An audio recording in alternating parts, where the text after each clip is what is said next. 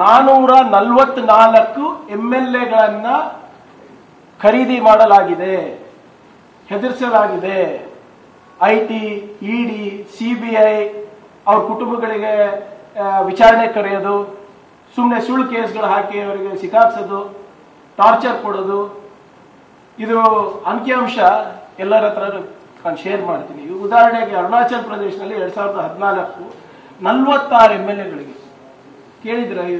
ಮುಂಚೆ ಎಲ್ಲ PV ನರಸಿಂಹರಾವ್ ಸಾಹೇಬ್ರೆಲ್ಲ ಇದ್ದಾಗ ಮೈನಾರಿಟಿ ಗೌರ್ಮೆಂಟ್ ನಾವು ನಡೆಸಿದ್ವಿ, ಎಷ್ಟೊಂದು ಸಂದರ್ಭದಲ್ಲಿ ನಡೆಸಿದ್ವಿ ಮೈನಾರಿಟಿ ಗೌರ್ಮೆಂಟ್. ಈಗ ಮೆಜಾರಿಟಿ ಇದ್ರೂ ಕೂಡ ಇಂಥ ಸೆಂಟ್ರಲ್ ಗೌರ್ಮೆಂಟ್ ಏಜೆನ್ಸಿನ ದುರುಪಯೋಗ ಮಾಡ್ಕೊಂಡು ಇವತ್ತು ಸರ್ಕಾರಗಳನ್ನ ಕೆಡುತ್ತಾ ಇದ್ದಾರೆ. ಮಹಾರಾಷ್ಟ್ರದಲ್ಲಿ 2014-10, ಹರಿಯಾಣ ಬಿಜೆಪಿ ಅವಾಗ INLD ಇಂದ 7, ವೆಸ್ಟ್ ಬೆಂಗಾಲ್ನಲ್ಲಿ 21 2016ರಲ್ಲಿ, ಗೋವಾನಲ್ಲಿ 2017ರಲ್ಲಿ 17 MLAಗಳು, ಮಣಿಪುರ್ನಲ್ಲಿ 2017ರಲ್ಲಿ 16, ಹಿಮಾಚಲ್ ಪ್ರದೇಶ 2017ನಲ್ಲಿ 20, ಗುಜರಾತ್ನಲ್ಲಿ ನಮ್ಮ ಪಾರ್ಟಿಯಿಂದ 20 ಜನ ಮಾಡಿದ್ರು, ಮಧ್ಯಪ್ರದೇಶದಲ್ಲಿ 2018ರಲ್ಲಿ 30, ಮಹಾರಾಷ್ಟ್ರದಲ್ಲಿ 2019ರಲ್ಲಿ NCP, INC ಮತ್ತೆ ಶಿವಸೇನಾ ಸೇರಿ 72. ಹೀಗೆ ಆಲ್ಮೋಸ್ಟ್ ನಾವು ಏನೋ 60 ಬಾರಿ ಇಂಥ ಪ್ರಕರಣಗಳು ನಡೆದಿದೆ. ಇದಕ್ಕೆ ಸ್ಟ್ಯಾಂಡರ್ಡ್ ಆಪರೇಟಿಂಗ್ ಪ್ರೊಸೀಜರ್ ಅಲ್ಲ ಅಂತ ಅಂದ್ರೆ ಇನ್ನೇನು ಹೇಳಬೇಕು. ಮತ್ತೆ ಇದು ಯಾರು ಅವ್ರ ಕಡೆ ಹೋಗೋದಿಲ್ಲ, ಅವ್ರ ಮೇಲೆ ಹೆಚ್ಚು ಒತ್ತಡ ತರೋದು.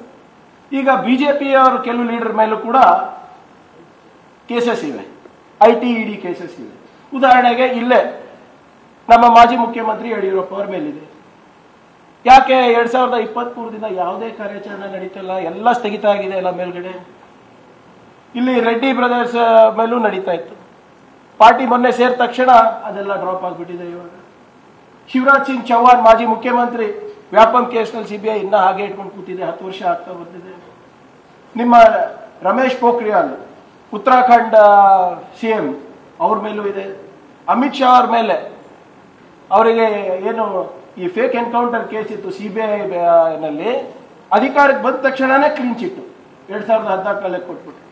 ಮೋಹಿತ್ ಕಂಬೋಜಿ ಅಂದ್ಬಿಟ್ಟು 67 ಕೋಟಿ ರೂಪಾಯಿ ಫ್ರಾಡ್ ಮಾಡಿದ್ದಾರೆ ಬ್ಯಾಂಕಿಗೆ, ಅದನ್ನು ಸುಮ್ಮನಾಗ್ಬಿಟ್ಟಿದ್ದಾರೆ. ಮತ್ತೆ ಕಂದಾಯ ಸಚಿವರು ಹೇಳಿದಾಗೆ ಒಂದು ವಾಷಿಂಗ್ ಮಿಷಿನ್ ಇದೆ ಇವ್ರ ಹತ್ರ. ಅವ್ರು ಬಿಜೆಪಿ ಸೇರ್ಬಿಟ್ರೆ 7 ಖೂನ್ ಮಾಫ್ ಅವ್ರದ್ದು. ಈ ಮುಕುಲ್ ರಾವ್ ಇರ್ಬೋದು, ಅಜಿತ್ ಪವಾರ್ ಅವ್ರು ಇರ್ಬೋದು, ಪ್ರಫುಲ್ ಪಟೇಲ್ ಅವ್ರು ಇರ್ಬೋದು, ಛಗನ್ ಭುಜ್ಬಲ್ ಅವ್ರು ಇರ್ಬೋದು, ಇವರೆಲ್ಲರದು, ನಿಮ್ಮ ಹೇಮಂತ್ ಶರ್ಮಾ ಬಿಸ್ವಾಸ್ ಅವ್ರು ಇರ್ಬೋದು, ನಾರಾಯಣ್ ರಾಣೆ ಅವ್ರು ಇರ್ಬೋದು, ಎಲ್ಲರ ಮೇಲೂ ಕೇಸ್ ಇದೆ. ಆದರೆ ಬಿಜೆಪಿ ಸೇರಿದ್ರೆ ಅವ್ರು ಪಾರಾಗ್ತಾರೆ. ಸೊ ಇದು ಸ್ಟ್ಯಾಂಡರ್ಡ್ ಆಪರೇಟಿಂಗ್ ಪ್ರೊಸೀಜರ್ ಅಲ್ಲ ಅಂದ್ರೆ ಇನ್ನೇನಂತ ನಾವು ಹೇಳ್ಬೋದಾಗ್ತದೆ. ಈಗ ವಿಶೇಷವಾಗಿ 14 ಆಪೋಸಿಷನ್ ಪಾರ್ಟೀಸ್ ಅವರು ಐಟಿ ಇಡಿ ಇವರು ಮಿಸ್ಯೂಸ್ ಮಾಡ್ತಾ ಇದ್ದಾರೆ, ವಿರೋಧ ಪಕ್ಷದವರಿಗೆ ಟಾರ್ಗೆಟ್ ಮಾಡ್ತಾ ಇದ್ದಾರೆ ಅಂದ್ಬಿಟ್ಟು ಒಂದು ಪೆಟಿಷನ್ ಕೂಡ ಹಾಕಿದ್ದಾರೆ ಸುಪ್ರೀಂ ಕೋರ್ಟ್ನಲ್ಲಿ ಇಡಿ ವಿರುದ್ಧ. ಅದು ಕೂಡ ಕೇಂದ್ರ ಸರ್ಕಾರ ಉತ್ತರ ಕೊಟ್ಟಿಲ್ಲ ಸುಪ್ರೀಂ ಕೋರ್ಟಿಗೆ. 121 ಪೊಲಿಟಿಕಲ್ ಲೀಡರ್ಸ್ ಮೇಲೆ ಇವರು ದಾಳಿ ಮಾಡಿದ್ದಾರೆ ಇಲ್ಲಿವರೆಗೂ.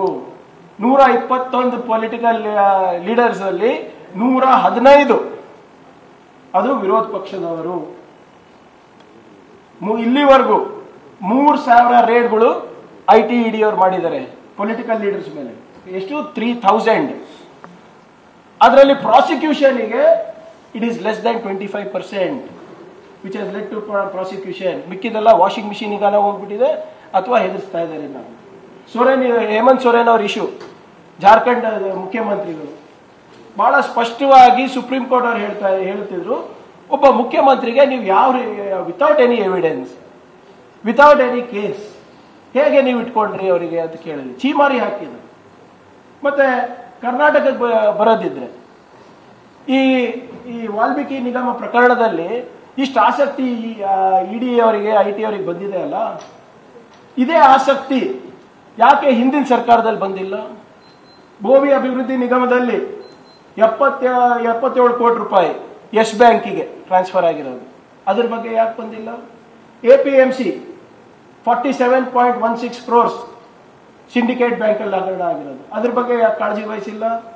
ಕರ್ನಾಟಕ ಕರಕುಶಲ ಅಭಿವೃದ್ಧಿ ನಿಗಮ 23 ಕೋಟಿ ರೂಪಾಯಿ SBI ಬ್ಯಾಂಕ್, ಯಾಕೆ ಅದ್ರ ಬಗ್ಗೆ ಕಾಳಜಿ ವಹಿಸ್ತಾ ಇಲ್ಲ? ಡಾಕ್ಟರ್ ಅಂಬೇಡ್ಕರ್ ಅಭಿವೃದ್ಧಿ ನಿಗಮ 5 ಕೋಟಿ ರೂಪಾಯಿ, ಅದ್ರ ಬಗ್ಗೆ ತನಿಖೆ ನಡೆದಿಲ್ಲ.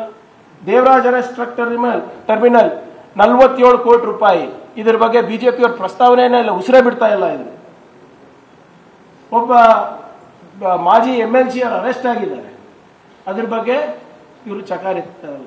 ಪೊಲ್ಯೂಷನ್ ಕಂಟ್ರೋಲ್ ಬೋರ್ಡ್ನಲ್ಲಿ ಹಿಂದಿನ ಸರ್ಕಾರದಲ್ಲಿ ಸ್ಟೇಟ್ ಬ್ಯಾಂಕ್ ಆಫ್ ಮೈಸೂರಿನಲ್ಲಿ 10 ಕೋಟಿ ಆಗಿದೆ. KIDB ದುಡ್ಡು ಸೇಲಂ ಬ್ಯಾಂಕಿಗೆ ಹೋಗಿದೆ. ಇವತ್ತೇನು ಇವರೆಲ್ಲ ಬೇರೆ ಬೇರೆ ಕಡೆ ಹೋಗಿದೆ ಅಂತ ಎಲ್ಲ ಬಾಯ್ ಪಡ್ಕೊಂತ ಇದಾರಲ್ಲ, ಇವ್ರ ಅವಧಿನಲ್ಲಿ KIDB ಬ್ಯಾಂಕ್ ಸೇಲಂಗೆ ಹೋಗಿದೆ.